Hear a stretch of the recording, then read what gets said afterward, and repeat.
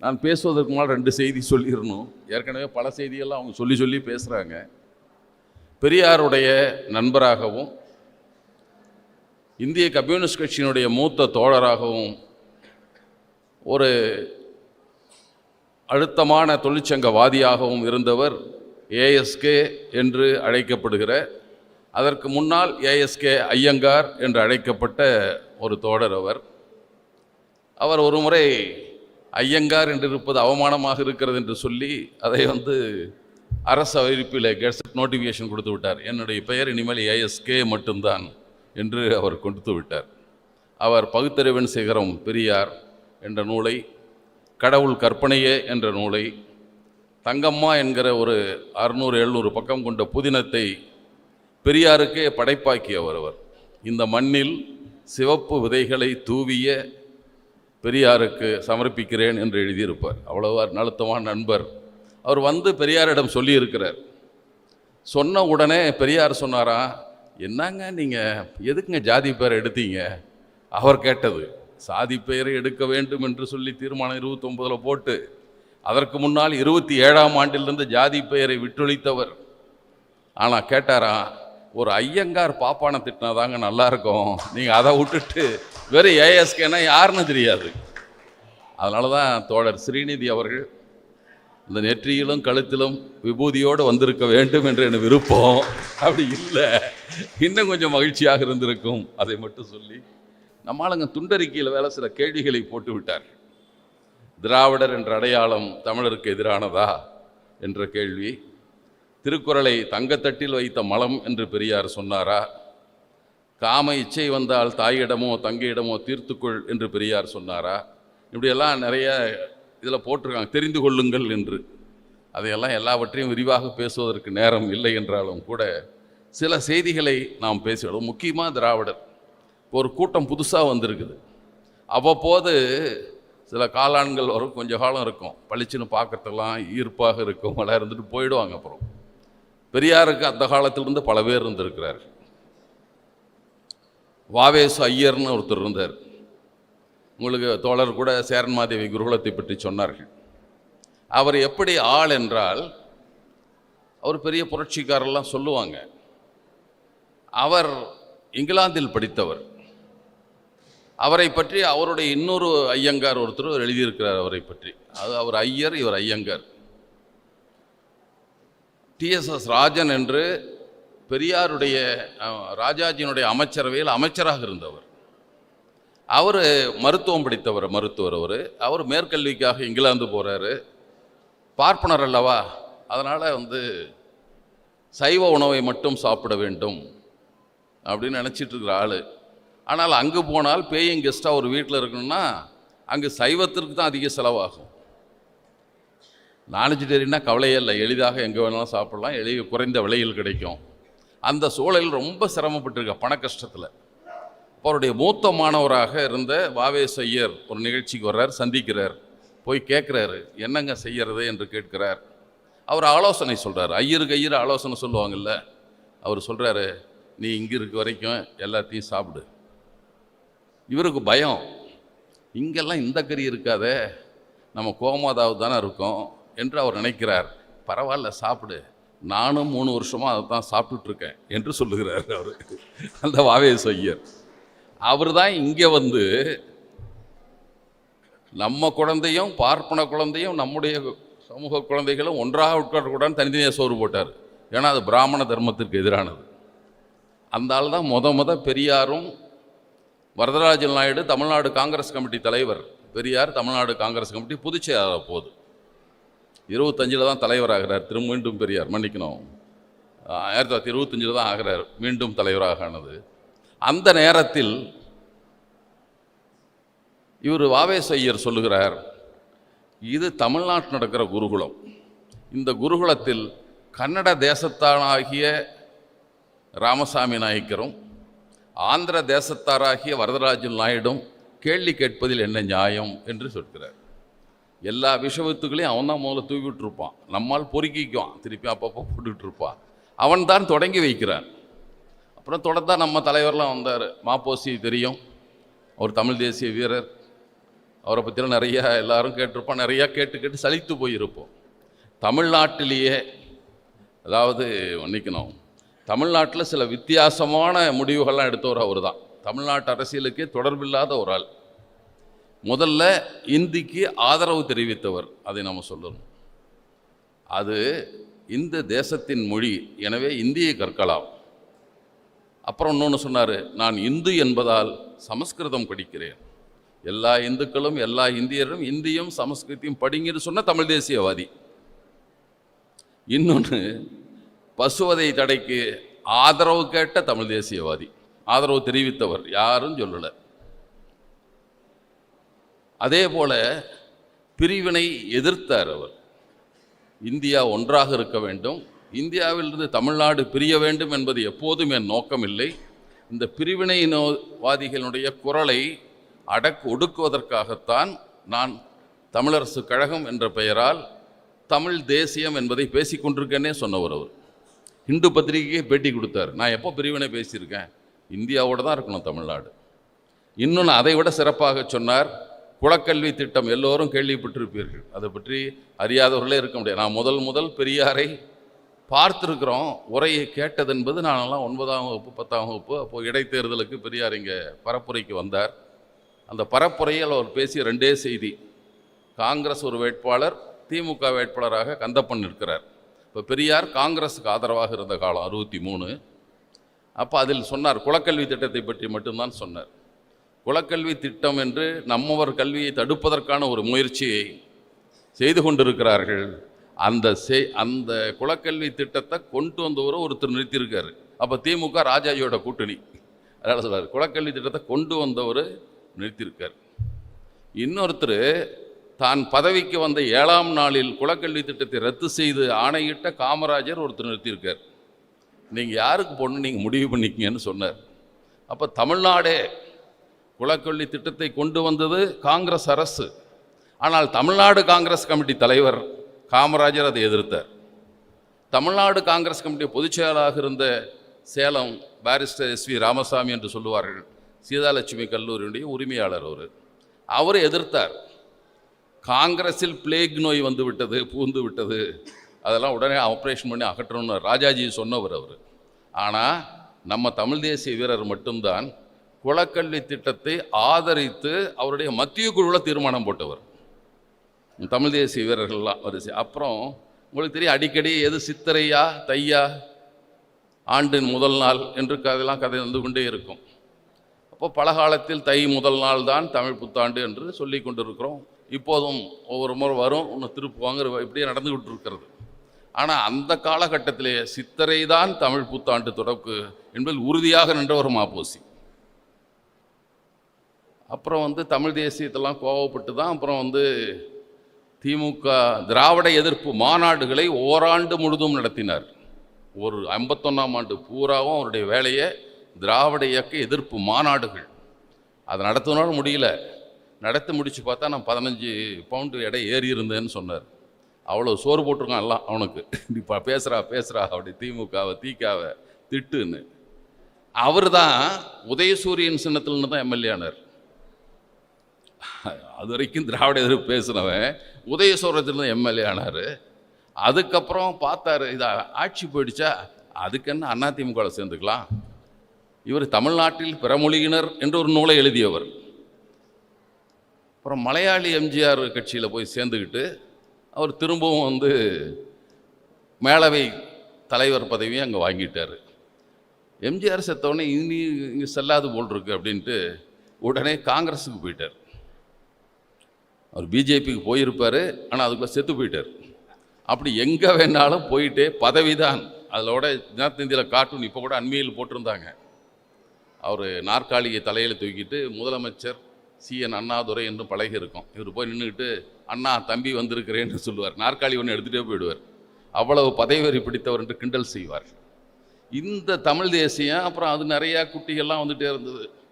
பெரியாரை பற்றி விமர்சனம் செய்தவர்கள் ஏராளம். அப்புறம் அதுக்கப்புறம் நம்ம குணா, பெங்களூர் குணான்னு ஒருத்தர் வந்தார். அப்புறம் நம்ம ஊரில் ரவிக்குமார்னு ஒருத்தர் வந்தார். இப்போ விடுதலை சிறுத்தைகளுடைய ஒரு நாடாளுமன்ற உறுப்பினராகவும் இருக்கிறார். அவர் எப்பவும் குழப்பவாதியாகவே இருப்பார். அவர் வந்தார். அப்புறம் தான் எல்லாம் ஒவ்வொருத்தராக வந்துக்கிட்டே இருக்காங்க. இவரெல்லாம் பேசி கொண்டிருக்கிற கேள்வி என்ன, திராவிடம் என்றால் அது ஏதோ ஆபத்தானது, அது நம்ம எல்லாம் அழிக்கிறதுக்குனே கண்டுபிடிச்சிருக்காரு பெரியார். நம்ம ஐயா மணியரசன் ஒரு 10 வருஷத்துக்கு முன்னாடி தோழர் பே மணியரசன், இப்போ ஐயா மணியரசன். அவர் ஐயா மணியரசன் சொல்லுகிறார், பெரியாரும் இந்த திமுகலாம் சேர்ந்துக்கிட்டு, தெலுங்கனங்கள்லாம் சேர்ந்துக்கிட்டு, பிறமொழியாரெல்லாம் சேர்ந்துக்கிட்டு தமிழை அழிப்பதற்காக கண்டுபிடித்தது ஒன்று தான் திராவிடம் என்று அவர்கள் பேசி கொண்டிருக்கிறார். இப்போ திராவிட பற்றி குழப்பத்தை நம்மவர்களே எண்ணுவதை போல செய்து கொண்டிருக்கிறார். அப்புறம் நிறைய பொய்யா அரகோன்னு ஒரு ஆள் இருப்பார். அவர் அப்பப்போ திடீர்னு வருவார், திடீர்னு காணாமல் போயிடுவார். அவர் எழுதியிருந்தார், திராவிடர் கழகம்னு பேர் வைக்கிறப்பே பிரச்சனைன்னு எழுதினார். இருந்தால் இந்த பொய் இவனுங்க மட்டும் என்னென்னா பூரா பொய்யர்கள் தான், உண்மையே பேசுகிறதே கிடையாது இவனுங்கள்லாம், அப்படித்தான் இருப்பார்கள். இவர் எழுதினார், பெரியார் காலையிலேயே தமிழர் கழகம்னு பேர் வைக்கலாம்னா முடிவு பண்ணிட்டாராம். காலையில் முடிவு பண்ணி மாநாட்டில் தீர்மானம் கொண்டு வரலான்னு காலையிலலாம் பேசிக்கிட்டாங்களாம். மாலையில் மாநாடு கொண்டு வர்ற மாநாட்டில் மத்தியானம்லாம் சாப்பிட்டுட்டு இருக்கிறப்ப திடீர்னு சத்தியமூர்த்தி ஐயர் ஃபோன் பண்ணாராம் பெரியாருக்கு. ஏயா விவரம் கெட்டவனாக இருக்கிற, நீ தமிழர்னு சொல்லிட்டா நீ என்ன கன்னட, நீ ஒன்று எப்படி வச்சுருப்பான், நீ பேசாமல் பேரை மாற்றுனாராம். உடனே திராவிடர் கழகம்னு பேர் மாற்றிட்டாராம். விடுதலை ராஜேந்திரன் அவர் எழுதினார், சத்தியமூர்த்தி 43 செத்து போயிட்டார், அவர் 44 ஆகஸ்ட் மாதம் எங்கேயா ஃபோன் பண்ணாருன்னு, அப்புறம் மாற்றிக்கிட்டார், ராஜாஜி சொன்னார்னார். இவனுக்கு பொய் சொல்கிறதுக்கு அடுத்தால் வந்துக்கிட்டே இருப்பான். பொய்யும் இந்த பழைய பாட்டு ஒன்று இருக்கும்ல, கல்யாணம், இவர் பட்டுக்கோட்டை கல்யாண சுந்தரம் எழுதுனது தான், பொய்யை சொன்னாலும் பொருந்த சொல்லுடா போக்கத்த பசங்களான் இருக்கும். இந்த போக்கத்த பசங்கள்லாம் இத்தனை பொய்களையும் சொல்லிக்கொண்டே வந்தார்கள். திராவிடம் என்பது ஆபத்தானது. ஒரு புரிதல் அவர்களுக்கு எது ஒரு விடுதலை தத்துவமாக முன்வைக்கப்பட்டது. பெரியார் முன் வச்சது இல்லை, இந்த சொல்லை அவர் கொண்டு வரவில்லை. இப்போ அடிக்கடி பேசிட்டுலாம் அயோத்தியாச பண்டிதரை பற்றி தோழர் கூட குறிப்பிட்டார்கள். அவர் வச்ச திராவிட மகாஜன சபையை அவர் தான் உருவாக்கினார் 1890. அதுக்கு முந்தைய 7 வருஷத்துக்கு முந்தைய ரெவரண்ட் ஜான் ரத்னம் என்பவர் திராவிடர் கழகம்னே ஒரு அமைப்பை நடத்தி கொண்டிருந்தார். திராவிட பாண்டியன் ஒரு பத்திரிகை நடத்திட்டு இருந்தார். அவங்கெல்லாம் தெலுங்கனும் இல்லை கன்னடனும் இல்லை, இவங்க சொல்லிட்டு அவங்க 2 பேரும் இல்லை. அவன் எப்படி பேரை வச்சாங்க? ஆனால் இதை சொல்லிக்கொண்டே இருக்கிறார்கள் திரும்ப. அதை பல நேரங்களில் சொல்லியிருக்கிறார். ஆரியராவது திராவிடராவது. ஒருத்தன் தொலைக்காட்சி விவாதத்தில் ஒருத்தன் சொன்னான், அம்பேத்கர் அப்படி சொல்லியிருக்கார் தெரியுமா அப்படின்ட்டு. நம்மளால் சுபவி தான் கேட்டார், அது எங்கே இருக்குது சொல்லு கொஞ்சம்னா. அதை விட்டுட்டு எங்கேயும் நீ சொன்னது எங்கே இருக்குது படிக்கவே மாட்டான், விட்டு பார்ப்போமே. தோழர்கிட்ட ஒருத்தன் சொன்னான், மணியம்மையார் அந்த காலத்திலேயே சக்சஷன் ஆக்ட்லேயே அல்லது இந்து லாவிலேயே பெண்களை தத்தெடுத்துலாம் இருந்தது, பெரியார் அப்படி எடுத்துருக்க முடியும் என்று தோழர் ஸ்ரீநிதி அவர்கள் அதை பற்றி பேசுகிற போது அவருக்கு உடனே விட்றான். என்னடா சொல்லி அடிச்சு விடுவான், கொஞ்சம் நாளைக்கு பேசிகிட்டு இருப்பான்ல, அடுத்து அவங்க பதில் சொல்கிறத கேட்டால் மாற்றி வாங்கிறத, நம்ம அடிச்சு விட்டது கொஞ்சம் பேர் 100 பேராக தான் நம்ப மாட்டானா. இப்படி ஒரு கருத்தில் தொடர்ந்து துணிச்சலாக பொய்யை பேசுவார். நான் பல நேரங்களில் சொல்லுவேன், ஔவையார் ஒன்று சொல்லியிருப்பாங்க, பொய் சொல்ல வேண்டாம்னு அவங்க சொல்ல மாட்டாங்க, நெஞ்சார பொய் தன்னை சொல்ல வேண்டாம் என்று சொல்லுவார்கள். இந்த நெஞ்சார பொய் சொல்லுகிற கூட்டம் தொடர்ச்சியாக இதை சொல்லிக்கொண்டே இருக்கிறார். அப்போ அந்த திராவிடம் என்பதை பற்றி அப்புறம் இன்னொன்று புதுசாக கண்டுபிடிச்சார் இவர், நம்முடைய ஐயா மணியரசன். எழுதினவரே அது தப்புன்னு சொல்கிறார், அது இல்லைன்னு சொல்கிறாரு. எழுதினவர் பேராசிரியர் ஜெயராமன் ஒரு நூலை எழுதினார். அதில் ஒவ்வொரு கட்டத்தை பற்றி வரலாற்று பேராசிரியர், வரலாற்று ஆய்வாளர் அவர் எழுதிட்டு வர்றார். முதல்ல தென்னிந்தியாவில் வாழ்ந்த பார்ப்பனர்கள் தங்கள் பேருக்கு பின்னொட்டாக திராவிடன்னு பேர், திராவிட்னு வச்சுக்கிட்டாங்க, ராகுல் திராவிட்லாம் வச்சுருக்காங்கன்னு அந்த நூல் எழுதுறாரு. அதற்கு பின்னால் ஒரு பக்கம் தாண்டி திருப்பி எழுதுறாரு, இப்போது இந்த இப்போ பின்னால் 19ஆம் நூற்றாண்டுக்கு பின்னால் பண்பாடு கலாச்சாரம் ஆகியவற்றை வைத்துத்தான் இனம் பிரிக்கப்படுகிறது, இப்போது பிறப்பு நடைப்பில் பிரிவிலும் மாறிக்கொண்டு வருகிறதுன்னு எழுதியிருக்காரு. ஆனால் மேலே மட்டும் படித்தவர் கீழே படிக்கலை, படிச்சிருப்பார், நமக்கு எது வேணுமோ அதை மட்டும் எடுத்துகிட்டு சொல்லுவார் அவர். இப்போ திரும்பவும் பேசுகிறார், பெரியாரின் எழுத்து சீர்திருத்தம் பெரியார் செய்யவில்லை, அது செஞ்சது யார் தெரியுமா? அவர் சொல்கிறாரு, பெரியார் நேராக தெலுங்கா கன்னடம்லாம் சொல்லலை, எங்கள் தஞ்சை மாவட்டத்து தமிழன் குருசாமி, குத்தூசி குருசாமி தான் எழுத்து சீர்திருத்தம் பண்ணார். மடையா உனக்கு என்னடா தெரியும், 33லேயே பெரியார் அவருடைய நண்பர் சிங்கப்பூரில் இருந்தார், ஆசி சுப்பையான்ட்டு. திருஞான சம்பந்தர் ஞானசம்பந்த கிரிமினல் கேஸை என்னமோ ஒன்று எழுதியிருப்பார். எல்லா புராணங்களும் அக்கு வேற அச்சு வேற பிரித்து போடுவார். அவர் எழுத்து சீர்திருத்தம் என்பதை பற்றி ஒரு நூல் எழுதியிருக்கிறார்.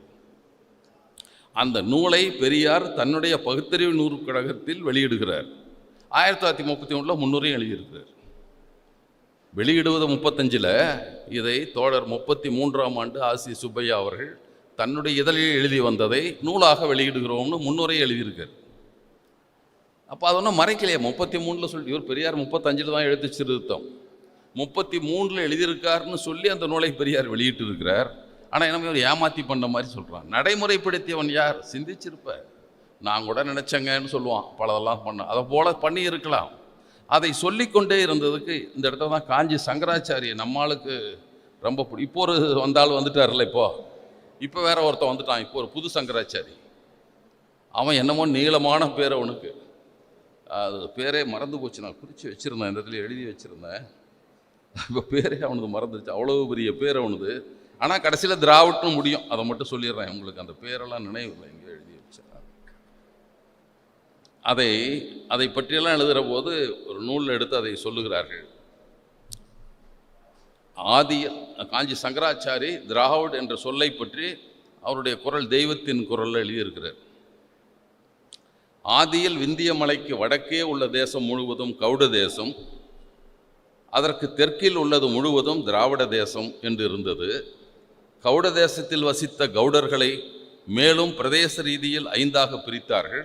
அப்படியே திராவிடத்தில் வசித்தவர்களையும் 5ஆக பிரித்திருக்கிறது.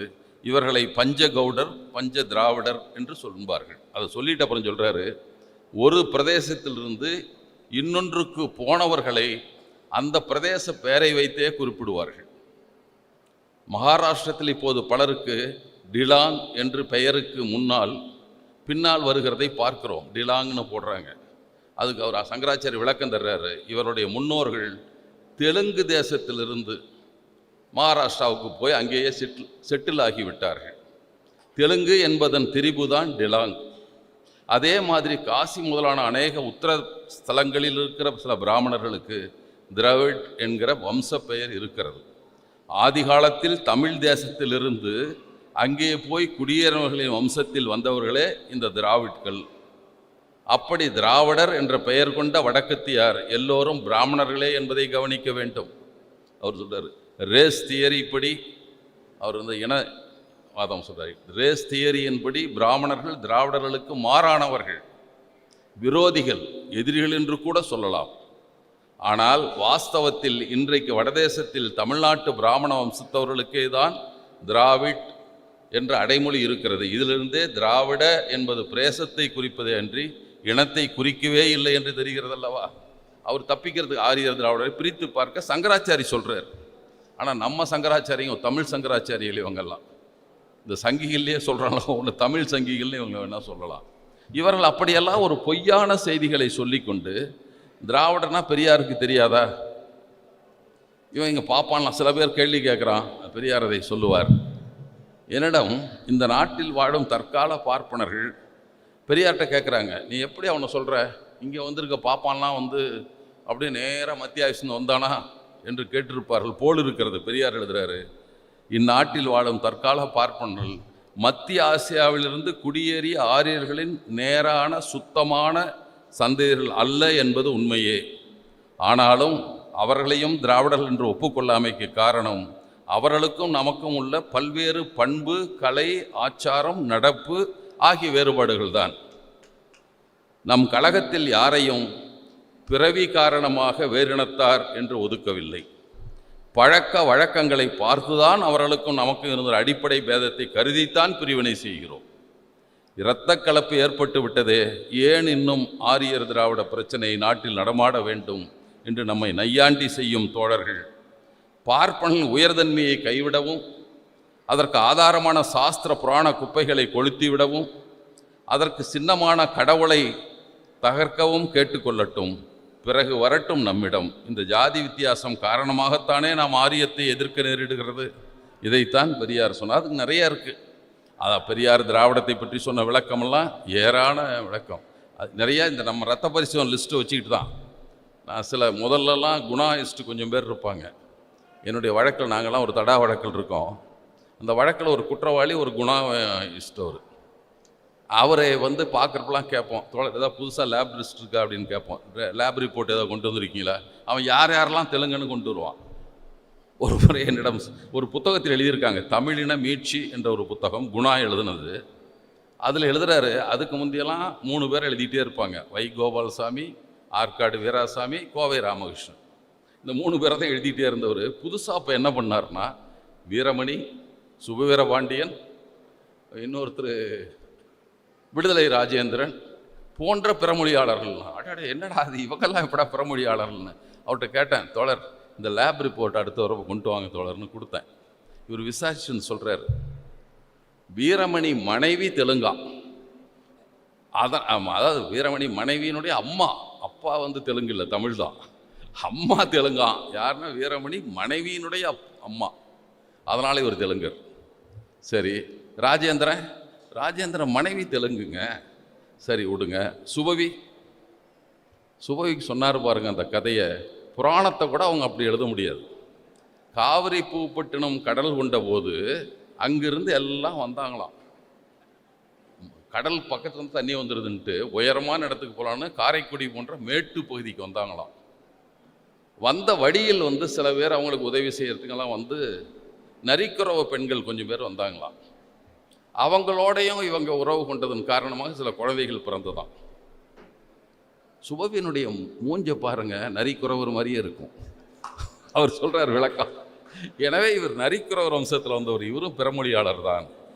2000 வருஷத்துக்கு இப்படிப்பட்ட ஆராய்ச்சியாளர்கள் தான் இந்த திராவிடத்தை பற்றி பேசிக்கொண்டே இருக்கு. அதெல்லாம் இன்னும் நிறைய லேப் ரிப்போர்ட் இருக்கு, அதெல்லாம் சொன்னால் அவங்களுக்கு ரொம்ப நேரம் ஆகிடும். அது அவங்ககிட்ட மட்டும் லேப் ரிப்போர்ட் அப்பப்போ கேட்டோம்னா யார் பிடிக்காதவங்களாம் தெலுங்குன்றுவான்.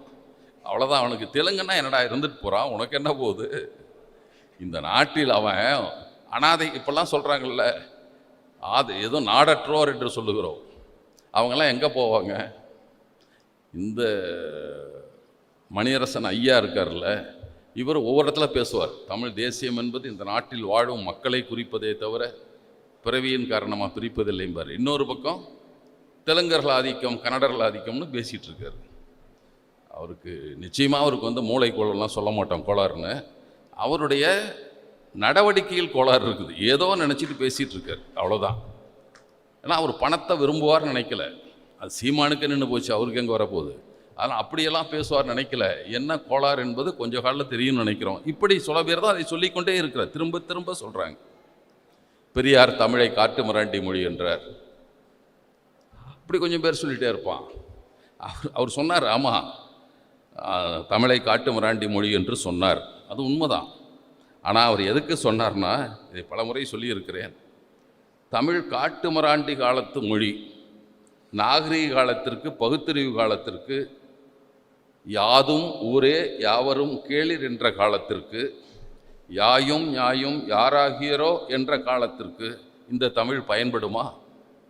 நீ இப்போ எழுதுகிற என்னடா இலக்கியம் இருக்கு, அங்கே சங்க காலத்து சொன்னால யாயும் ஞாயும் யாராகியரோ, யாவரும் ஊரே யாவரும் கேளிர், எல்லாரும் என் சொந்தக்காரன்னு சொன்ன காலம் இருந்ததில்ல, அந்த இலக்கியமாக இப்போ தமிழில் இருக்குது. வேஷத்தமிழரை அல்ல உண்மை தமிழரை கேட்கிறேன், சொல்லுங்கள் கேட்கிறேன், நீங்கள் சொல்லும் சமாதானத்தை பல ஆயிரம் புத்தகமாக அச்சு போட்டு வெளிப்படுத்துகிறேன். இது தலையங்கத்தில் எழுதுறார், வாயில் பேசல, எழுத்தில் எழுதி சொல்கிறாரு. அப்படி ஏதாவது இருந்தாலும் எழுதி கொடு, தமிழ் இப்போல்லாம் முற்போக்கான சிந்தனைகளை கொண்ட நூல்களை வெளியிடுகிற இலக்கியங்களை கொண்ட மொழின்னு சொல்லு, நான் எழுதிக்கிறேன், எனக்கு ஒன்றும் பிரச்சனை இல்லையே, நீ அதை சொல்லலைங்கிறதானே எனக்கு கோபம். இதைத்தான் பெரியார் சொன்னார்.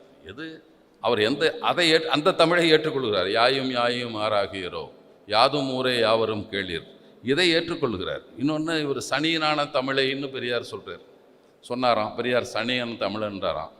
அதுக்கு எதுக்கு சொல்கிறாருன்னா, ஒரு புலவம் பாட்டிருக்கான் அந்த காலத்தில். இவன் அந்த 2 வரி தோழர் தானே சொன்னீங்க, வாட்ஸ்அப் யூனிவர்சிட்டி, அதில் மாதிரி 2 வரியை படிச்சுட்டு சொல்லிடுவான். நம்மால் பத்திரிக்கையே தலைப்பு செய்தியை மட்டும் தான் படிப்பான், கீழே படிக்க மாட்டான். இப்போ விடுதலை ராஜேந்திரன் அவர்கள் இப்போ ஒன்று எழுதியிருந்தார், ஆணவ படுகொலையை பற்றி எழுதுகிற போது சட்டம் மட்டும் போதாதுன்னு தான் எழுதியிருந்தார். அது மக்களிடம் கொண்டு போய் அந்த செய்திகளை பரப்ப வேண்டும். நம்ம அதனால தான் மனிதம் நம் அடையாளம், ஜாதி நமக்கு அவமானம் என்ற பயணங்களை பரப்புரைகளை செய்து கொண்டிருக்கிறோம். இப்போ ஆரம்பித்து நடந்துட்டுருக்கு. சென்னை மாவட்டத்தில் திருப்பூர் நடத்துகிறாங்க. இங்கே கூட இப்போ நேற்று இளைஞரணி தீர்மானம் செய்திருக்கிறார் நம்ம மாவட்டத்தில் நடத்துறதுக்கு. இதை நாம் செய்து கொண்டிருக்கிறோம். அவர் ஆணவ சட்டம் மட்டும் போதாதுன்னு சொன்ன உடனே விடுதலை ராஜேந்திரன் ஆணவ சட்டத்தை இயற்றக்கூடாது என்று எதிர்ப்பு தெரிவிப்பது எதனால் அப்படின்னு ஒருத்தன் எழுதுகிறான். ஒருத்தன் எழுதுனா பரவாயில்ல, ஒரு முக்கிய பொறுப்பிலுள்ள ஒருவர், மக்கள் அதிகாரம் என்ற அமைப்பு ஒரு இடதுசாரி அமைப்பு, அதனுடைய பொறுப்பாளர் என்ன தோழர் ராஜேந்திரன் இப்போ எழுதியிருக்காரு அப்படின்னாரு. தோழர், பேப்பரில் ஹெட்லைனை படிச்சுட்டு பேசுகிற மாதிரி நீங்களும் பேசாதீங்க தோழர், பூரா படிங்க தோழர் அப்படின்னா. திரும்ப நான் அவனை அனுப்புகிறேன், நீங்கள் படிங்கன்னு. தோழர், என்னமோ நான் படித்து அப்படி இருந்தேன், அதே எழுத்து தான், அதே பத்திரிக்கை தான், அப்படியே தான் இருக்குது, நீ எப்படி தோழர் உங்களுக்கு மட்டும் மாறும்னு சொன்னேன். நம்ம தோழர்களே அவசரத்தில் ஒருத்தன் சொல்லிட்டா அதை நினச்சிக்கிட்டே படிக்கிறது, அவனுக்கு அப்படியே எழுத்து தெரியும் போல் இருக்கு. இப்படி பல பேசி கொண்டிருக்கிற காலத்தில் தான் பெரியாரும் சொன்னார், ஒரு புலவம் பாடியிருக்கான், அட கெடுவாய் பல தொழிலும் இருக்க தமிழ் அதிகமென்றே கற்றுவிட்டோம் அறிவில்லாமல். அவர் சிலதான், திடமுளமோ கணமாட களக்குளத்தாட செப்பிடு வித்தைகளாட தெரிந்தோம் இல்லை, தடமுலை வேசையராய் பிறந்தோம் இல்லை, சனியனான தமிழை விட்டு தையலார்தம் இடமிருந்து தூது சென்று பிழைத்தோம் இல்லை, என்ன ஜென்மம் எடுத்து உலகில் இருக்கின்றோமோ அப்படின்னு எழுதுகிறார் ஒருத்தர். அதில் தமிழ் படித்தால் பிச்சை கூட கிடைக்கவில்லை என்று 100 ஆண்டுகளுக்கு முன்பே ஒரு தமிழ் கற்ற அனுபவ புலவர் மேற்கண்ட பாடலில் சொல்லியிருக்கிறார்னு பெரியார் எழுதியிருக்கார். விட்டான், பெரியார் தாங்க சொன்னார் அதை. அப்புறம் இவர் சொன்னார்ல, நம்ம அண்மையில் நம்முடைய தமிழ் தேசிய வீரர் தமிழ்நாட்டை நான் முதல்வர் ஆனால்னு சொல்லிகிட்டே இருக்கார். அத்தைக்கு மீசம் முளைச்சாங்கிற மாதிரி சொல்லி நான் முதல்வர் ஆனால் சொல்லிட்டே இருக்கார். நம்மளால் அதையும் பார்த்துட்ருக்கான். பெரியார் இந்த மாதிரி சொன்னார், அது கூட வேண்டாமான்னு நினச்சேன். தோழர் கூட கேட்டார், இன்றைய மட்டும் படிக்கிறேன். இது ஸ்ரீமத் பாகவதம் என்பது நாம் எழுதுனதில்லை, அவன் ஐயருங்க எழுதுனது. 3வது அத்தியாயம் 12வது மண்டத்தில் 30வது ஸ்லோகம். அது ஆங்கிலத்தில் இருக்குது, வடமொழியிலும் இருக்குது, தமிழில் இருக்குது, மட்டும் படிக்கிறேன். தந்தையே, அவன் சொல்கிறான் அதில், நீங்கள் உங்களை சிக்கலாக்கி கொள்ள முயலும் இந்த செயலை வேறு எந்த பிரம்மாவாலும் வேறு யாராலும் முந்தைய கல்பங்களில் உங்களாலும் முயற்சி செய்யப்படவில்லை. எதிர்காலத்தில் யாரும் முயற்சி செய்ய துணிய மாட்டார்கள். நீங்கள் பிரபஞ்சத்தில் உயர்ந்தவர். உங்களுடைய மகளுடன் உடலுறவு கொள்ள விரும்புவது மற்றும் உங்கள் விருப்பத்தை கட்டுப்படுத்த முடியாமல் இருப்பது ஏன் அப்படின்னு கேட்குறான். பிரம்மாவை பார்த்து இவன் கேட்குறான், அப்பா நீ நல்லா தான் இருந்த, எப்படி நாசமாக போயிட்ட, நீ மகளோட போய் இப்படி பண்ணியிருக்கியே என்று சொல்லி, எப்படி நீ இப்படிலாம் வச்சுக்கிற, மகளோட உறவு வச்சுக்கலாமா என்று சொல்லிட்டு கீழே சொல்கிறான். நீங்கள் மோஸ்ட் பவர்ஃபுல் பீயிங், நீங்கள் மிகவும் சக்தி வாய்ந்தவராக இருந்தாலும் உங்கள் குணாதிசயங்கள் பொதுவாக ஆன்மீக மக்களால் பின்பற்றப்படுவதால் இந்த செயல் உங்களுக்கு பொருந்தாதுன்னு சொல்கிறான். அதை பக்கத்தில் நான் கோவையில் பேசினேன் பெரியார் பிறந்த நாளில். உன்னை இந்து முன்னணிக்காரன் அடுத்த நாள் ஆர்ப்பாட்டம் பண்ணானோ, எங்கள் தமிழ் கடவுள்கள்லாம் கேவலப்படுத்திட்டேன். நான் அடுத்த ஒரு கூட்டம் போட்டுவாங்க, திராவிட இயக்கமும் ஈழ விடுதலையும் என்ற தலைப்பில் ஒரு கூட்டம். அதை சொன்னேன், உனக்கு இருந்தால் அந்த புத்தகத்தை போய் கொளுத்திட்டு போ, அதில் சொன்னதை நான் படித்தேன், அது கேவலமாக இருக்கா, நீ கொளுத்திடுறத எங்கிட்டையும் கேள்வி கேட்டுட்ருக்கிற. ஒரே ஒரு காரணம் தான் இருக்க முடியும், அதை ஆரம்பிக்கிறப்போ தமிழில் தந்தையே அப்படின்னு ஆரம்பிக்கிறான். இந்த கோஷ்டிகள்லாம் தந்தைனா பெரியார் மட்டும்தான் தெரியும், அப்படி தானே அவங்களே ஏற்றுக்கிட்டு இருக்கனால தான் உடனே தந்தைனா பெரியார் ஞாபகம் வந்துருச்சு உனக்கு. அட பெரியார் தான் பார்த்து இப்படி ஒருத்தன் கேட்டான் போல் இருக்கு. பாகவத்தில் போயா பெரியாரை பற்றி கேள்வி கேட்பான். நிறைய கதை இருக்குது. திருவிளையாடல் புராணத்தில் மாபாதகம் தீர்த்த படலம்னு ஒன்று இருக்குது. எல்லா இடத்துலையும் நம்மால் சாமி பாம்பா வரும், திடீர்னு பார்ப்பன உருவம் எடுக்கும், அப்படி தான் எழுதுவான் கதையெல்லாம். இதில் தான் உண்மையிலே ஒன்று எழுதிடுறான். அவந்தி நாட்டு பார்ப்பனன் அவன் வாலிபம் அடைந்தவுடனே தன்னுடைய தாயை விரும்புகிறான், தாயிடம் உறவு வைத்துக் கொள்கிறான், தடுத்த தந்தையை கொன்று விடுகிறான். உடனே அப்புறமா அவனுக்கு என்னடா பண்ணுறது அப்படின்னு நினச்சிட்டு, ஒன்றும் கஷ்டம், அந்த குளத்தில் போய் 3 தடவை முழுகிடு சரியாக போச்சுங்கிறான். ரொம்ப சிம்பிள் ரெமெடி, போனோடனே குளத்தில் குளிச்சுட்டா போதும் என்று சொல்லுகிறார்கள். இது திருவிளையாடல் புராணத்தில் மாபாதகம் தீர்த்த படலம்னே இருக்குது. நீ இந்த கதையை வச்சுக்கிட்டு இதை பெரியார் ஒரு கூட்டத்தில், பெரியாருடைய சாவுக்கும் கடைசி கூட்டம் பேசுனது 19ஆம் தேதி 19/12 1973 கடைசி கூட்டம். இந்த உரை வந்து 17/11/1973 கும்பகோணத்தில் பேசுகிறார், புத்தகமாக இருக்கிறது. அதில் இந்த கதையை எடுத்துக்காட்டி இப்படியெல்லாம் கதையை வச்சுக்கிட்டு, ஆபாச கதையை வச்சுட்டு, இந்த மதத்தில் என்ன வாடாங்கிறானே நீங்கள் போவீங்களா என்று கேட்கிறார் மக்களை பார்த்து. அதை மேலையும் கிளையும் விட்டான். இந்த கொட்டேஷன் மட்டும் பெரியார் இவர் சொன்னார்னு சொல்லிடுறான். இதுதான் நடக்கிறது. இப்படி பல செய்திகளில் பொய்களையே பேசி கொண்டிருக்கிறார்கள் நிறைய இடத்துல. இப்போ அந்த நீங்கள் ஏதாவது தமிழ் கோஷ்டி இருந்தால் பாருங்கள், இந்த தேவிகுளம் பீர்மேடு இதுக்கெல்லாம் காரணம் யார் தெரியுங்களா? இந்த ராமசாமி நாயக்கர் பண்ணது தான். இல்லைன்னா அது போயிருக்காது. வரலாறாத உனக்கு தெரியுமா? ஏதாவது படிச்சிருக்கீங்களா? முதல்ல காங்கிரஸ் கட்சியே ஏற்றுக்கொள்ளவில்லை. உங்களுக்கு சில விஷயங்களை காங்கிரஸ்காரனும் மானமுள்ள தமிழர் நிறைய பேர் இருந்திருக்கான். ஆனால் காமராஜர் காலத்தில் அந்த ரெண்டையும் என்ன தேதியில் ஒரு தீர்மானம் போடுறாங்கன்னா, சில வரலாறுகளை நாம் பேச வேண்டிய தேவை இருக்கிறது. 21/15/55 அதிலிருந்து 24/11/55 வரைக்கும் ஒரு விவாதம் நடக்கிறது சட்டமன்றத்தில். தேவிகுளம் பீர்மேடு தமிழ்நாட்டோடு இணைத்தாக வேண்டாம். முதல்ல அறிக்கை கொடுத்தவன் அது இதோட இணைச்சரலான்னு கொடுத்துட்டான். அதற்காக சட்டமன்றத்தில் விவாதம் நடந்து ஒரு தீர்மானம் நிறைவேற்றுகிறார்கள். தேவிகுளம் பீர்மேடு என்பது தமிழ்நாட்டுக்கு சொந்தமானது என்று சட்டமன்றம் தீர்மானம் இயற்றுகிறது.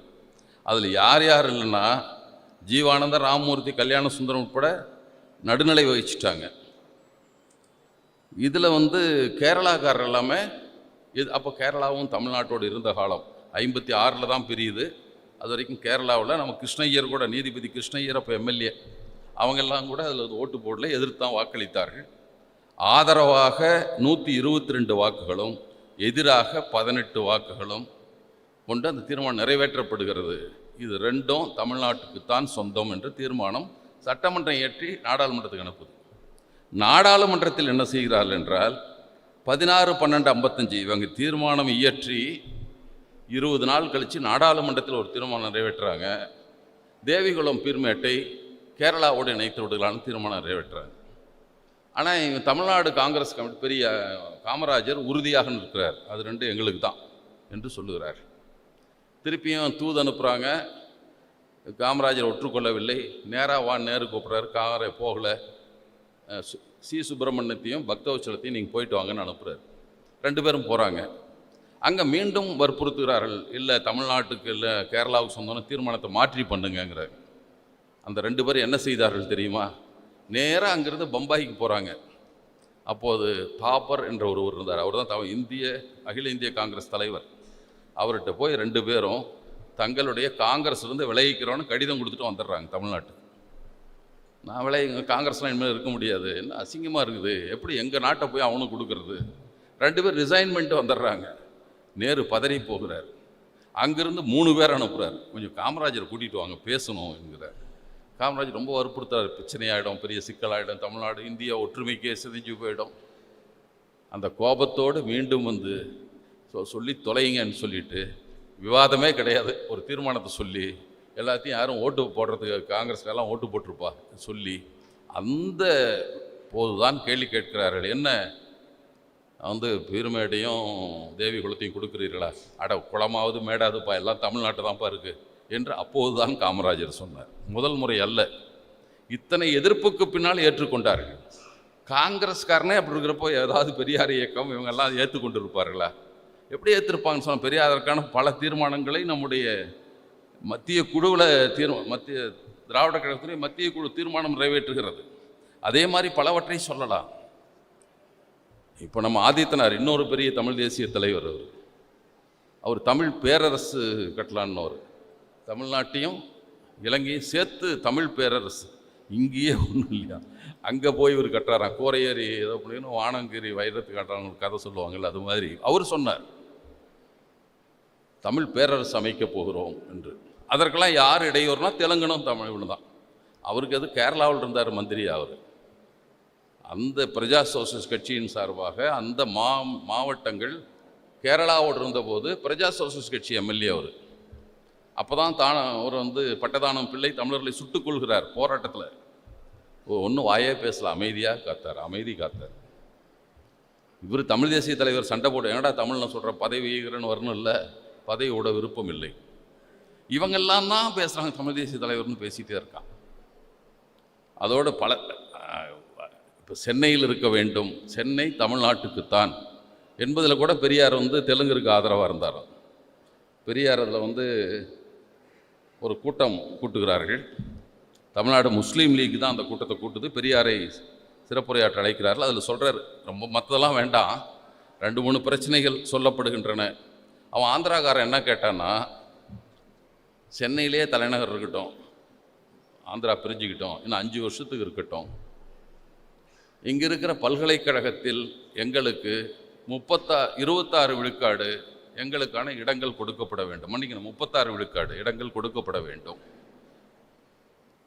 இதில் உயர்நீதிமன்றத்திலும் நீதிபதிகளும் எங்களுக்கு அங்காளுங்கள்லாம் வச்சுக்கணும் என்றெல்லாம் கேட்கிறார். அது பெரியார் நிறையா பேசியிருக்க, அதெல்லாம் வேண்டாம், சென்னையில் கொஞ்ச நாளைக்காவது இருக்க வேண்டும் என்கிறார். எல்லாம் சொல்லிட்டு பெரியார் கடை சொல்கிறாரு, பாகப்பிரிவினை செஞ்சாச்சு, சமையல் மட்டும் உங்கள் அடுப்புலேயே செஞ்சுக்கிறேன்றது என்னடா நியாயம் என்று இதில் பேசுகிறார். என்ன நியாயம் நீங்கள் பேசுகிறீங்க? இதை பற்றி பேச்சே எடுக்கக்கூடாது, காமராஜர் தந்தி கொடுக்குறார், இது இரத்த களரி ஆகிவிடும் தமிழ்நாடுன்னு இவரை போய் சொல்கிறான். வரலாறை படிக்காதவர்கள், தெரியாதவர்கள், அல்லது படித்தாலும் சொல்ல விரும்பாதவர்கள் திராவிட இயக்கத்துக்கு எதிராக. அதை விட என்ன சிறப்பு என்றால், இந்த தேவிகுளம் பெருமேட்டுக்காக போராட்டம் நடக்கிறது. செங்கோட்டையில் போராட்டம், திராவிட முன்னேற்ற கழகத்தை சேர்ந்த 110 பேர் போய் போராடுறாங்க. அரசு அலுவலகங்களை முற்றுகையிடுகிறார்கள். இவர்களுக்கு 3 ஆண்டு சிறை தண்டனை கொடுத்து சிறையில் இருந்துட்டு வர்றாங்க. திமுகவிலையும் இருந்து வர்றாங்க. தென் மாவட்டங்களில், கன்னியாகுமரி மாவட்டத்தில் அப்போ ஜான் என்ற அந்த மாவட்ட செயலர் தலைமையில் போராட்டம், அவர்களும் கைது செய்து சிறையில் இருந்தார்கள். எல்லாரும் போராடினார்கள். ஆனால் இவங்கெல்லாம் திக குரூப்லாம் ஏற்றுக்கலைன்னு சொல்லிகிட்டே இருக்கான். அதில் மாப்போசி இவங்களுக்கெல்லாம் முன்னோடி, தைரியமாக எழுதுவார். எனது போராட்டம்னு இஷ்டத்துக்கு கதை எழுதுவார். அவர் அப்படி தான் எழுதி வச்சுட்டார். இருந்தாலும் யார் நம்ம புத்தகத்தை படிக்க போகிறோன்னு தைரியத்தில் எழுதிட்டார். இப்போ தான் திருப்பியும் படிக்கிறோம். நம்ம பெரியார் நூலை படிக்கிறோமோ இல்லையோ, இவ்வளவு பெரிய புத்தகம் எனது போராட்டம், இப்போ நான் திருப்பி படிச்சுட்டு இருக்கிறோம். என்னடா இந்த ஆள் கதை விட்டுருக்கான், எத்தனை பொய் சொல்லிருக்கான்னு படிக்க வேண்டிய தேவை இருக்கிறது. ஒன்று சொல்லிடணும் உங்களுக்கு, நிறையா வேற எங்கேயாவது போயிட்டோன்னு நினைக்கிறேன். அடுத்த செய்திக்கு வருவோம் தோழர்களே. வடவர் சுரண்டலை பற்றி அதை பெரியார் நீண்ட காலமாக அப்போ சொல்லிகிட்டே இருக்கார். அதை இப்போதும் காத்து கொண்டிருக்கிறார்கள், காப்பாற்றிட்டு தான் அது காங்கிரஸ். 1950 இடஒதுக்கீட்டுக்கான பிரச்சனை போராட்டம் நடந்தபோது பெரியார் 2 போராட்டங்கள் நடத்தினார். ஒன்று, வடநாட்டிலிருந்து வர்ற அமைச்சர்களுக்கெல்லாம் கருப்பு கொடி, பட்டேலுக்கு மட்டும் விதிவிலக்கு தருகிறார். அவர் நம்மால் பார்ப்பான்ல, அவனுக்கு மட்டும் காட்டாதீங்கன்றார். பட்டேல் கேட்குறார், ஏன் எனக்கு மட்டும் கருப்புடி காட்டலன்னு அவர் கேட்குறார். இல்லை, நீங்கள் பார்ப்பன அல்லாதவர் என்பதால் வேண்டாம் என்று நிறுத்தி வைத்திருக்கிறாருன்னு சொல்லிட்டு அவருக்கு ரொம்ப இதாகிறார். அப்படியா, நான் போய் பேசுகிறேன், அந்த சட்டத்தை உடனே திருத்தம் கொண்டு வர சொல்லி நானும் போய் இருப்பேன்னு அவர் போகிறார். இந்த போராட்டம். இன்னொரு பக்கம் வடவர் சுரண்டல் தடுப்பு போராட்டங்கள் நடக்கின்றன அப்படின்னு சொல்லிட்டு ஒரு ஜவுளி கடை, செல்லாராம் அப்படின்னு ஒரு ஜவுளி கடை, அந்த ஜவுளி கடைக்கு முன்னால் ஆரிய பவன் என்கிற உணவு விடுதிக்கு பின்னால் நம்மளும் பூரா ஆரிய பவன் பேர் வச்சுக்கிறான். இந்த ஐயங்கார் பேக்கரி வச்சு எவனோ வச்சுருப்பான், ஐயங்கார்னு வச்சுக்குவான் மேலே. அதுபோல் ஆரிய பவனை நம்மளால் தான் இப்போ வச்சுக்கிட்டு இருக்கான். அவன்லாம் எந்த பாப்பான் ஆரிய பவன் வச்சுக்கிட்டு இருக்கான். ஆரிய பவன் என்கிற உணவு விடுதிக்கு முன்னாலும் போராட்டம். 2 போராட்டங்கள் 4 நாள் நடந்தோடனே தமிழ்நாடு முழுதும் இருக்கிற வடவர் கடைக்கு முன்னாலும் போராட்டம்னு என்ன, மக்களை தயவுசெய்து அந்த கடையில் போய் வாங்காதீங்க, பக்கத்தில் நம்மால் கடை இருக்குது, அங்கே போங்க. இப்படித்தான் வங்கிகளில் பணம் போடாதேன்னு பெரிய போராட்டம் நடத்துகிறாங்க. அந்த பேங்க்கெல்லாம், பேங்க் ஆஃப் பரோடாலாம் வச்சுருந்தோம்ல, அங்கெல்லாம் போடாத, நம்ம கோஆப்ரேட்டிவ் பேங்கில் போடு, வேற எங்கேயும் போடாது. இந்தியன் பேங்க் நம்மால் நடத்துகிறான், அப்போது நம்மால் நடத்திட்டு இருந்த காலம். இந்தியன் பேங்கில் போடு, எல்லாம் கோஆப்ரேட்டிவ் பேங்கில் போடு, வடவர் வங்கிகளில் பணம் போடாதே என்ற போராட்டம். நான் நினைத்து கொள்வேன், சொல்வதும் உண்டு, இந்த போராட்டத்தாண்டா வடவன் பயந்துருப்பான். நேரு பயந்தாருன்னா நம்ம போராட்டத்தெல்லாம் பயந்துருக்க மாட்டார். என்னடா வடக்கு தேனை இவன் துரத்துனா அப்புறம் ஒவ்வொருத்தனா துரத்துவானே. இவங்களுக்கெல்லாம் பணம் கொடுக்குற முதலாளி காங்கிரஸ் கட்சியினுடைய பொருளாளர் பஜாஜ். இப்போ ஜமன்லால் பஜாஜ் என்று பஜாஜ் நிறுவனங்கள்லாம் இருக்குல்ல, அதனுடைய உரிமையாளர் பிர்லா. அவருடைய எளியவரான காந்தி பிர்லா மாளிகையில் தான் தங்கியிருந்தார். அவர் ஒன்றும் குடிசை போட்டுட்டுலாம் இருக்கல. அவர் எங்கேயாவது வெளியே போனால் மட்டும் ஒடுக்கப்பட்ட சேரிகளில் போய் காந்தி தங்குவார். அதற்காக குடிசைகள் கட்டப்படும் காந்தி வர்றதுக்கு முன்னாலேயே. அங்கே போஸ்ட் ஆஃபீஸ் வந்துடும், டெலிஃபோன் கனெக்ஷன் வந்துடும். கொஞ்சம் அழுக்கு சட்டை போட்டால் கொஞ்சம் பேர் காந்தியோட வருவாங்க, அழுக்கு சட்டை போட்டால் உயர் ஜாதிக்காரர்கள் கூட வருவாங்க, அங்கே இருப்பாங்க. இப்படி தான் காந்தி போராட்டம். அவர் எளிமையான மனிதர், ஆட்டுப்பால் தான் குடிப்பார். எங்கே போனாலும் கூட்ஸ் ட்ரெயினில் ஒரு 30 ஆடு போகும், ஒரு வெட்டினரி டாக்டர் கூட போவார் ஆட்டை செக் பண்ணுறதுக்கு. அந்த பாலை காந்தி குடிப்பார். சரோஜினி நாயுடு என்ற ஒருவர் இருந்தார், உங்களுக்கு கேள்விப்பட்டிருப்பீர்கள். கவிக்குயில் சரோஜினி நாயுடுன்னு சொல்லுவாங்க. அவங்க தான் சொன்னாங்க, காந்தியாரே உங்களை எளிமையாக வைத்திருப்பதற்கு எங்களுக்கு ஏராளம் செலவாகிறது அப்படின்னு சொன்னாங்க. இப்படி எளிமையாக வச்சது நிறையா செலவாகுதுப்பா, நீ பெரியார் அப்படிலாம் பண்ணிக்கலையே.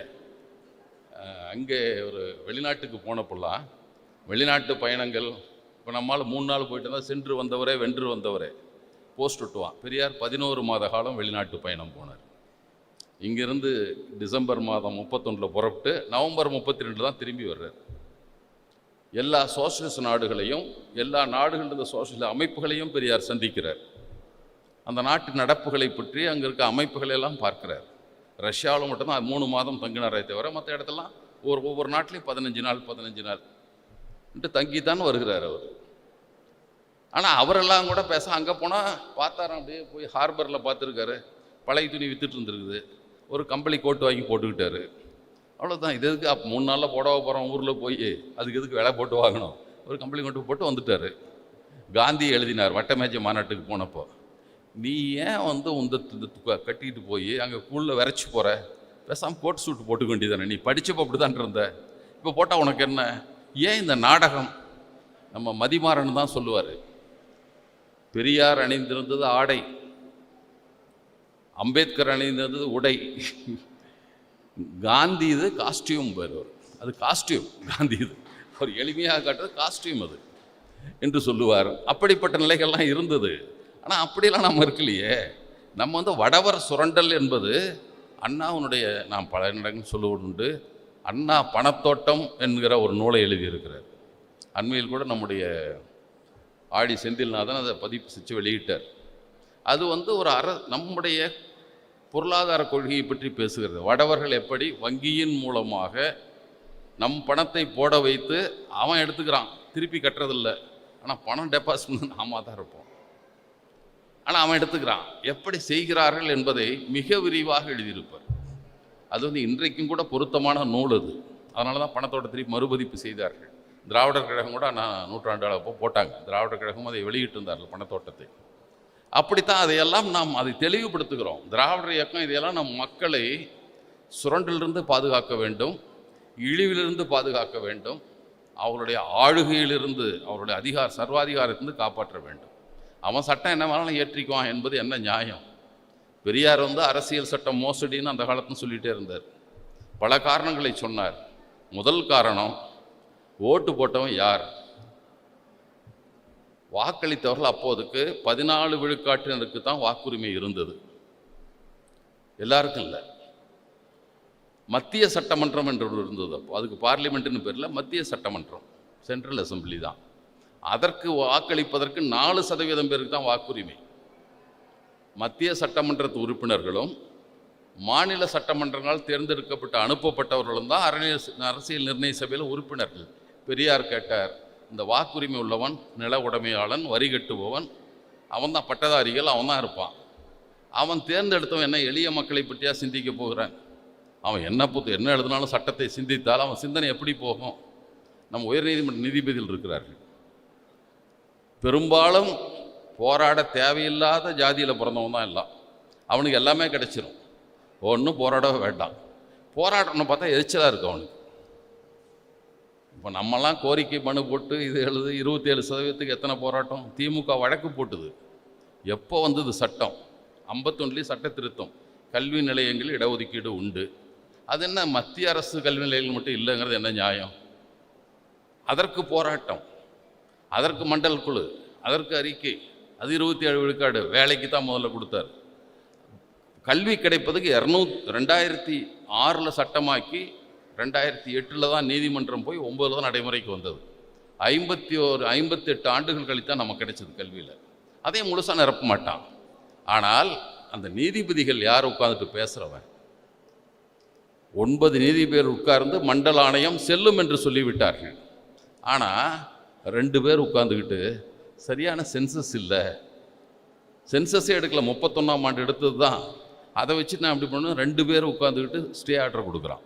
கல்வியில் இடஒதுக்கீடு வந்தபோது அரிசத் பசாயத்னு ஒருத்தர் தான், இன்னொருத்தன் பேர் எனக்கு என்னமோ பாண்டே, 2 பேர் தடையாணை, 9 பேர் தீர்ப்புக்கு எதிராக 2 பேர் தடையாணை கொடுக்குறான்.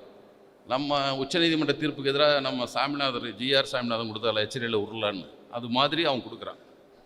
எந்த திமிர் அவங்களுக்கு ஏன் வருது, எண்ணம் ஏன் வருகிறது? போராட தேவையில்லாத ஜாதியில் வந்தவர். கல்வி உரிமை வேணும்னு போராட வேண்டியதில்லை. 10% என்ன போராட்டம் நடத்துது?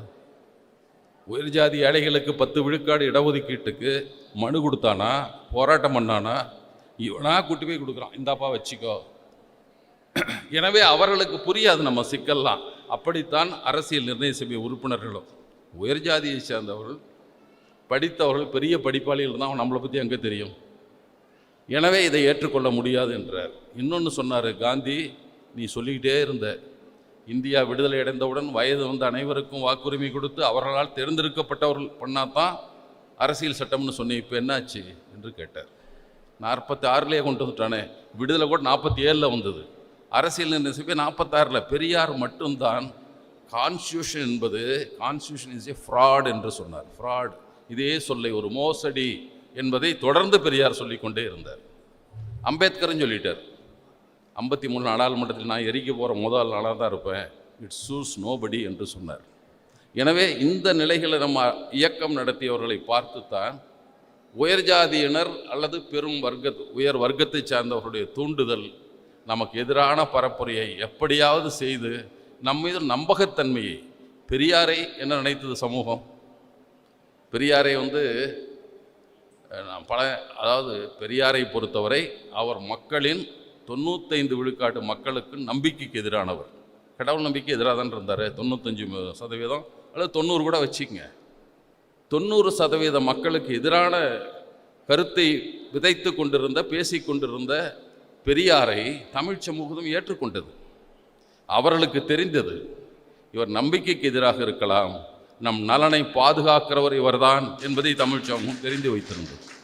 நீ என்ன வேணாம் சொல்லிட்டு போடா, அவர் என்னமோ பேசட்டும்பா, அவர் நம்மால் தான்.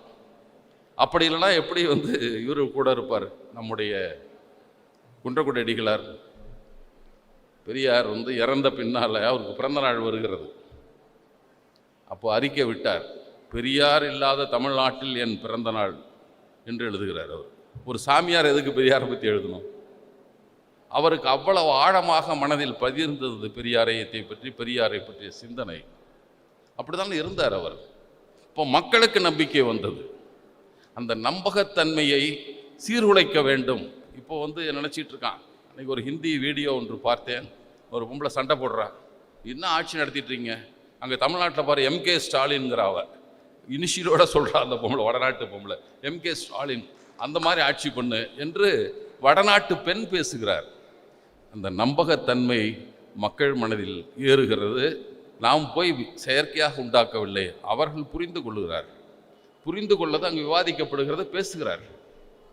நான் தோழர்களோட பேசியிருந்தேன். நம்ம வானதி சீனிவாசன் அடிக்கடி எல்லாம் பேசிகிட்டே இருப்பாங்கல்ல, நம்ம பற்றி எதாலும் பேசிகிட்டே இருக்கோம். தமிழிசை அளவுக்கு மோசம் இல்லை, ஆனால் பேசிக்கிட்டே தான் இருக்கும். ஆனால் அவங்க கூட பக்கத்தில் ஒரு வீடியோ வந்திருந்தது, பேசுனாங்க, நீ என்ன தமிழ்நாட்டை போய் அங்கங்கன்னு பேசிகிட்டு இருக்க, தமிழ்நாட்டை பற்றி பேசுனா மேலை நாட்டோட ஒப்பிட்டு பேசு, இங்கே இந்தியாவில் இருக்கலாம் பேசக்கூடாது. நம்ம கோபமாக கேட்குது. அதாட்டா நாங்களும் சொல்கிறோம், தமிழ்நாட்டை மேலை நாட்டோடு ஒப்பிட்டு பார்க்க வேண்டும், இங்கே இந்தியாவோட ஒப்பிடாத நாங்களும் சொல்லிகிட்டு இருக்கோம். இப்போ நாம் பேசிய கொள்கைகள் தான் ஒருமைப்பாடு. பெரியார் தான் கேட்டார், மண்ணின் ஒருமைப்பாட்டை பேசுகிற நீ எப்போதாவது மக்களின் ஒருமைப்பாட்டை பற்றி கவலைப்பட்டு இருக்கிறாயா? இதுதான் பெரியார் கேட்ட கேள்வி. நீ இந்தியா ஒற்றுமை, அது மண்ணிடா, அது இங்கே அதற்கு என்னமோ இருக்குது. நீ மக்களின் ஒற்றுமையை பற்றி பேசுவது தான் நம்ம இயக்கங்கள். மக்கள் ஒற்றுமையாக இருக்க வேண்டும், சமத்துவமாக இருக்கட்டும், சம உரிமையோடு இருக்க வேண்டும் என்பதுதான். தோழர்களே, நான் எடுத்துகிட்டு நினைக்கிறேன். நான் இதை அதனால தான் தோழர்களே, இந்த நேரத்தில் நாம் மக்களிடம் பேச வேண்டிய செய்திகள் என்பது நாம் தொடர்ந்து ஏன்னா இதை நாம் தமிழ்நாடு மேலும் மேலும் வளர வேண்டும் என்றால், அமைதியான தமிழ்நாடு நீடிக்க வேண்டும் என்றால், ஏன்னா இப்போ உள்ளே வர்றேன்னு சொல்கிறான். அவன் எப்படி திருட வந்தால் ராஜாஜி தான் ஒரு முறை சொன்னார், இந்திய எதிர்ப்பின் போது கடுமையாக நடந்து கொண்டார். திருடன் உள்ள நுழைஞ்சாக்க எது கிடைச்சா எடுத்து அடிக்க வேண்டியதான்னார். நாம் நுழைஞ்ச திருடன் இல்லை, திருடனை விரட்டுறதுக்கு தடி எடுத்தோம் நம்ம. ஆனால் இப்போதும் அதைத்தான் சொல்ல வேண்டும். திருடன் வர்றான், நமக்குள்ளே சின்ன சின்ன வேறுபாடுகள் இருக்கலாம், அப்படி இல்லாமல் இருக்காது. மனிதன்னா மெஷின் தான் ஒரே மாதிரி இயங்கும், மனிதன்லாம் ஒரே மாதிரி இருக்க மாட்டான். சில நிகழ்ச்சிகளில் ஒரு கலை நிகழ்ச்சி ஒரு தாய் தமிழ் பள்ளியில் நடந்தது. அவங்க குழந்தைகள்லாம் ஒன்று அந்த பலகையெல்லாம் வச்சுட்டு காட்டுவாங்க. ஒரு பிள்ளை இப்படி பிடிச்சி ஒன்று இப்படி பிடிச்சிட்டு இருந்தது. ஆசிரியர்லாம் மிரட்டி கொண்டு இருந்தார்கள். அப்போ நான் அந்த விழாவுக்கு போன பேசினேன் நான், நீங்கள் அது குழந்தைகள் குழந்தைகளாக இருக்கட்டும், அது தப்பு தப்பாக தான் பண்ணும், அதுதான் குழந்தை. மிஷின் தான் ஒரே மாதிரி பண்ணும். அந்த மிஷின் வந்து போனீங்கன்னா கான்வென்ட்டில் இருக்குது, இங்கிலீஷ் மீடியம் ஸ்கூலில் இருக்கும் மிஷின். அதெல்லாம் அப்படியே இருக்கணும். நம்ம இது வந்து குழந்தைகளாக வளர்க்கிறார்கள், அவங்க அப்படி தான் இருப்பாங்க. குழந்தைகளாக இருக்கட்டும், தயவுசெய்து அவர்களை இயந்திரங்களாக மாற்றி விடாதீர்கள். நம்ம அப்படி தான் நினைக்கிறோம். நம்ம இந்த தமிழ்நாட்டை இதனுடைய வளர்ச்சிக்கு மேம்பாட்டுக்கு, ஏன்னா வளர்ச்சி என்பது திட்டங்களில் மட்டும் இல்லை. திட்டங்கள் கொடுக்குற திட்டம் நான் தோழர்களிடம் பேசுகிற போதெல்லாம் சொல்வதுண்டு. 10 ஆண்டு காலம் ஆட்சி இல்லாமல் திராவிட முன்னேற்ற கழகம் இருந்தது என்று நாம் நினைத்து கொண்டு இருக்கிறோம். ஆனால் ஆட்சிக்கு வந்தால் என்ன செய்ய வேண்டும் என்பதையே ஸ்டாலின் நினைத்து கொண்டிருந்திருக்காருன்னு இப்போ தான் நினச்சிக்கிறேன் நான். 10 ஆண்டு யோசிச்சிருக்கார். ஆட்சிக்கு நான் வந்தேன், இந்த ஆள் சொல்கிறார்ல, ஆடு மேய்க்க தான் அரசு ஊழியரோ பண்ணிவிடுவேன். எங்கள் ஊரில் 1000 பேருக்கு கொடுத்துடலாம், ஆடு கூட ஆளுக்கு ஒரு பட்டி வாங்கி கொடுத்துடலாம். எங்கே மேய்ப்ப? மேய்க்கிறதுக்கு நிலம் எங்கே? நீ வந்து ஆட்டை வாங்கி கொடுத்துட்டா போதுமா, எங்கே மேயும்? நீ கொஞ்சம் யோசிச்சிட, காற்றை சுவாசித்து கொண்டு இருக்குமா அது? அறிவில்லாதவன்லாம் இப்போ நான் ஆனால் அவனுக்கு நல்லா தெரியும் ஆக மாட்டோன்னு. பிரச்சனை எதை வேணாலும் அடிச்சு விடு, கவலையே எல்லாரும் அடிக்கிறான். ஆனால் அப்போது கலைஞர் தான் சொன்னார், 2 பெண்களுக்கு சண்டை வருது, அவன் கரண்டி ஆட்டி பேசுகிறா, இவன் ஆட்டாமல் பேசிகிட்டு இருக்கா. ஏன்னா இவ கரண்டியில் உளுந்து இருந்ததுங்க, அவள்கிட்ட ஒன்றுமே இல்லை, கரண்டி ஆட்டி பேசுகிறா, என் இதில் உளுந்து இருக்குது, நான் கொஞ்சம் ஆட்டாமல் தான் பேசணும், எல்லாம் கொட்டி போயிடுவது. அந்த பொறுப்புணர்வு நமக்கு இருக்கிறது. அவன் பேசுனாலும் பேசலாம், உறுதிமொழி கொடுத்தால் அடுத்தாண்டு கேள்வி. அப்போ கொடுக்காத உறுதிமொழிக்கே கேட்டுட்டு இருக்கான் இப்போல்லாம்.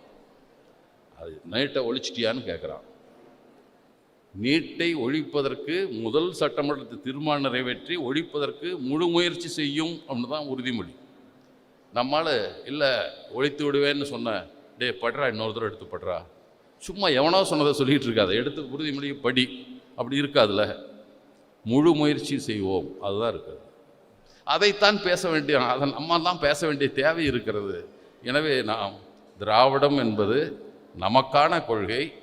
எளிய மக்களை, புறக்கணிக்க மக்களை, வஞ்சிக்கப்பட்ட மக்களை, வரலாற்று காலத்திலிருந்து வஞ்சிக்கப்பட்ட மக்களை, அதுக்கு இப்படி சொல்லுவாங்க, பாசிட்டிவ் டிஸ்கிரிமினேஷன் சொல்லுவாங்க.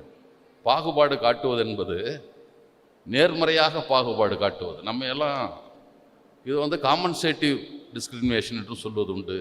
நாம் இழந்து போனவற்றை, நம்ம அறிவு கூட ஒரு பாட்டு போட்டிருந்தார். அறிவு என்ற ஒரு தோழர் ஒரு பாடல் எழுதியிருப்பார் இந்த கோட்டாவை பற்றி. உன் பாட்டனெல்லாம் வச்சாண்டா எங்களுக்கு வேட்டு, அதுக்கு தாண்டா கேட்குறோம் கோட்டாவில் சீட்டுன்னு ஒரு பாட்டு எழுதியிருப்பார். நான் ஏன் கேட்குறோம், உன் பாட்டெல்லாம் எங்களுக்கு வேட்டு வச்சாண்டா, அதை காம்பன்சேட் பண்ணுறதான் நாங்கள் இப்போ வந்து இடஒதுக்கீட்டை கேட்டுக்கொண்டு இருக்கிறோம் என்று அந்த பாடல் வரும். அதுதான் உண்மை. அதற்கு பாதுகாவலனாக, ஊக்குவிப்பனாக, ஆட்சியாளரோடு போராடுபவர்களாக, உச்சநீதிமன்றத்தில் போய் ஏதாவது தீர்ப்பாக நம்ம தான் வாங்கியிருக்கோம் ஒவ்வொரு தடவையும். மற்றவனுக்கு உரிமைக்கெல்லாம் கலைஞர் வந்து அவர் ஒரு கேள்வி, சில பேருக்கெல்லாம் அதுதான் உதிக்கும். நீ நாடாளுமன்றத்தில் அங்கே டெல்லியில் குடியரசு தினத்தை குடியரசுத் தலைவர் கொடியேற்றுவார். விடுதலை நாளில் முதன்மை அமைச்சர் இவர் தான், தலைமை அமைச்சர் தான், பிரதமர் தான் பண்ணுறார். அதனை இங்கே மட்டும் 2க்குமே கவர்னர் பண்ணுறது என்று கலைஞர் தான் கேள்வி எழுப்பினார். கலைஞர் கேள்வியால் தான் எல்லா மாநிலத்து முதலமைச்சர்களும் இப்போ கொடியேற்றிட்டு இருக்கிறான். இல்லைனா எவனும் கொடியேற்ற முடியாது. குடியரசு நாளில், விடுதலை நாளில், விடுதலையா இல்லைங்கிறது வேற விஷயம். அந்த நாளில் கொடியேற்றுவதற்கான உரிமை யார்? இப்போ இந்தியை பற்றி பேசுகிறோம், இந்திய ஆட்சி மொழியை பற்றி இப்போ தான் ஒவ்வொருத்தனாக பேசுகிறான். இந்துத்துவவாதியாக இருந்த சிவசேனாக்காரெல்லாம் பேசுகிறான். இங்கெல்லாம் இந்திக்காரனுக்கு என்ன வேலை, அடிக்கிறான் வேற. நம்மளாம் அடித்ததில்லை, எவனையும் அடிக்கிறான். ஏன் மராட்டி தெரியல, இங்கே என்ன வேலை, ஓடி போயிருங்கிறான். நம்ம அப்படி ஒரு தீர்மானத்தை வந்து அப்போது திராவிட முன்னேற்றக் கழகம் ஏற்று தமிழர்களுக்கு மட்டும் வேலை என்பதை நாம் அதை பலவற்றை மறந்து விடுகிறோம். அதை மணியம்மையார் தலைவராக வந்தவுடன் ஒரு தீர்மானம் போட்டார். திராவிடர் கழகத்தின் அடுத்த பணி என்று ஒரு தலையங்கம் எழுதினார். நாம் மத்திய குழு தீர்மானம் போடுவோம். மே நாள் கொண்டாடுகிற போது இந்த மே நாளில் 8 மணி நேர வேலையை கேட்டது அப்போது. இப்போது நாம் கேட்போம் 80 விழுக்காடு வேலை தமிழ்நாட்டினருக்கு என்பது நம் கொள்கையாக இருக்க வேண்டும் என்று எழுதினார்கள். அதை என்ன பியூட்டின்னா, அதோடு மட்டும் விடல. அடுத்து திமுகவுக்கு ஒரு பாராட்டு எழுதுகிறாங்க. தமிழக அரசின் 3 முக்கிய முடிவுகள் 22/7/74 எழுதுகிறாங்க. 17ஆம் தேதி கூடிய தமிழ்நாடு மந்திரி சபை கூட்டத்தில் 3 முடிவுகள் எடுக்கப்பட்டுள்ளன. அதில் இனிமேல் நமது தமிழ்நாட்டு வேலை வாய்ப்புகளில் 80% உள்ளூர்காரர்களுக்கு, அதாவது தமிழ்நாட்டில் 15 வருடங்களுக்கு குறையாமல் குடியிருந்தவர்களுக்கு கொடுக்கப்படும் அப்படின்னு சொல்லியிருக்கீங்க. அப்படி பார்த்தா வடநாட்டுக்காரெலாம் வேலைக்கு வர்றான், அவன் ரொம்ப நாளாக இங்கே இருக்கிறான், அவன் கூட வந்துடுவான். இனிமேல் இன்னும் ஒரு 15 ஆண்டுகளுக்கு மட்டும் தமிழர் அல்லாதவர்களுக்கு கொடுப்போன்னு சொல்லி தீர்மானத்தை மாற்றுங்க. இருந்தாலும் இதை வரவேற்கிறேன். உலக்கைக்கு எடுத்த மரம் உளிப்பிடிக்காவது ஆயிற்று என்ற மகிழ்ச்சியோடு இதை நான் வரவேற்கிறேன் அப்படின்னு அவங்க சொல்கிறாங்க. பரவாயில்ல, இருக்கட்டும். ஆனால் இப்போது நாம் அதை திருப்பியும் திராவிட முன்னேற்ற கழகம் அதை எடுக்கணும்னு நம்ம கேட்கலாம். அந்த மாதிரி கோரிக்கைகளை வைக்கலாம். ஏன்னா எப்படா அண்ணன் எப்போ சாவுவான், திண்ணை எப்போ காலியாகுன்னு சொல்லுவாங்கள்ல, எப்படா ஜெயலலிதா சாவுவான்னு பார்த்துட்டு இருந்த ஒன்றிய அரசு உடனடியாக 17/12/2017 ஜெயலலிதா செத்த உடனே 2 நாளில் ஒரு சட்டம் அரசாணை வந்தது. இந்த தமிழ்நாட்டு அரசு ஊழியர் தேர்வாணையத்திற்கு யார் வேண்டுமானாலும் விண்ணப்பிக்கலாம். இந்தியாவில் இருக்கிற எந்த மாநிலத்தில் வேணாலும் விண்ணப்பிக்கலாம். வெளிநாட்டில் வாழுகிற தமிழர்களும் விண்ணப்பிக்கலாம். தமிழர்கள் இருப்பவர்களும் தான் விண்ணப்பிக்கலாம் என்ற சட்ட திருத்தம் வந்தது. இப்போ தான் மாற்றிருக்க முடியுது. எத்தனை ஆண்டு காலம் எல்லாம் 300 பேர் ஒரே சமயத்தில் ஏஇ வேலைக்கு உதவி பொறியாளராக தேர்ந்தெடுக்கப்பட்டார்கள். தமிழர் அல்லாதவர்கள், தமிழ்நாட்டை அல்லாதவர்கள் தேர்ந்தெடுக்கப்பட்டார். இந்த கொடுமையெல்லாம் நடந்தது. அதை திருத்தவருக்கே நமக்கு நேரம் சரியாக இருக்குது. இருந்தாலும் அதற்கு மேலும் நடந்து கொண்டிருக்கிற இந்த முயற்சி என்பது திராவிட இயக்கத்தின் அடிப்படை கொள்கைக்கு இணங்க போய்கொண்டிருக்கிற இதை தொடர்ந்து நாம் முன்னெடுத்து செல்ல வேண்டிய நம் கடமை. அதைத்தான் முடிந்த வரையில் அந்தந்த செய்தியில் அவ்வப்போது தூவி விடுவோம், பரவட்டும் என்பதுதான். வந்திருந்த தோழர்கள்லாம் மிக அழுத்தமான பல செய்திகளை பகிர்ந்து கொண்டிருக்கிறார்கள். தொடர்ந்து இப்படிப்பட்ட நிகழ்ச்சிகளை நாம் நடத்த வேண்டும் என்பது மட்டுமல்ல, பகிரப்பட்ட செய்திகளை நீங்கள் மற்றவர்களோடு பகிர்ந்து கொள்ளுங்கள். நாம் கேட்டுட்டு மகிழ்ச்சி அடைந்து போனால் போதாது. அதுதான் என்னுடைய வேண்டுகோள். வணக்கம், நன்றி.